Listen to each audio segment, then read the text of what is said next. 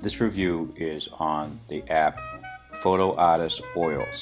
There are several other apps in this series, but this is the only one I've found that works well for me. You can buy it on Mac Store. It's about $7, which is very reasonable. The app has a fairly straightforward interface.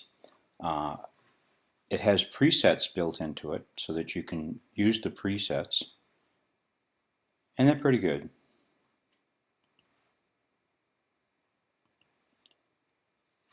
There's two different sets. There's the Impressionist, which I really don't care for. Ones I usually use are the oil ones.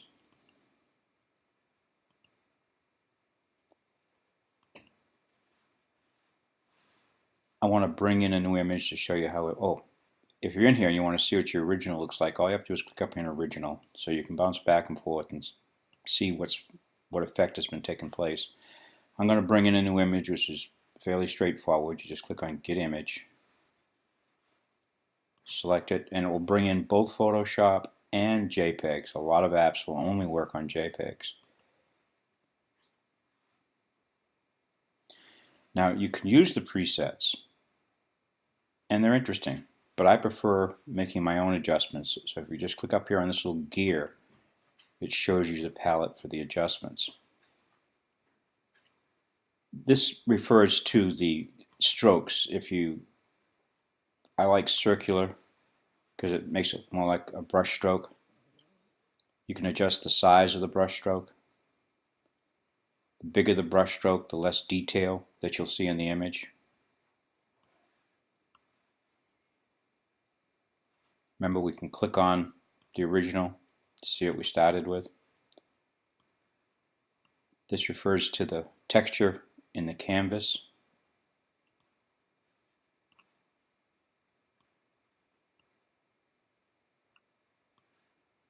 And really increases the texture of the stroke. Now this is interesting. This is tone, and this allows you to introduce another color into the image. So we can bring in more color. We can actually click on this and select a color. So this gives us the ability to warm or cool the image. Oops, didn't take. Oh, you have to drag it over. It was a little disconcerting. I thought if you just picked it, it would show up, but it didn't. So you just drop it in.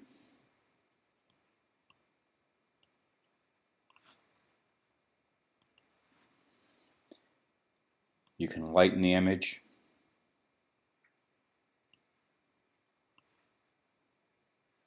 This color shift is a little bizarre, but it's interesting in what it does sometimes.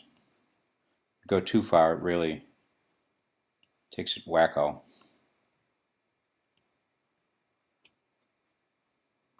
Want to use it sparingly. It's too light. You can see how it lost detail in some of the white areas, so I'm going to bring that back down.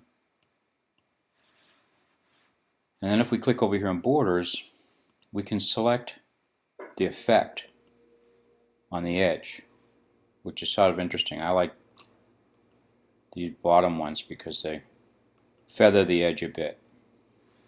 Now, I find the white a little distracting, and there's another little feature here I like is we can click here and we can pick a background color like an underpainting if we wanted to, and just double click on it. Oh, I guess we're going to drag it and drop it again. And you can adjust the strength of that.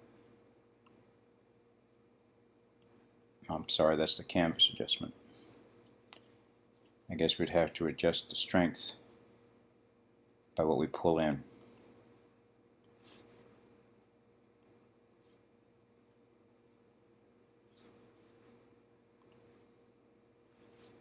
But it's an interesting little app.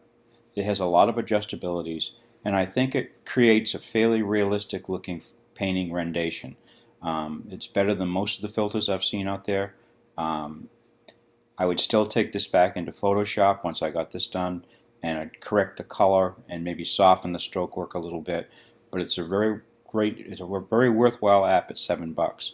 I would highly recommend it. I'd probably give it a 4 out of 5.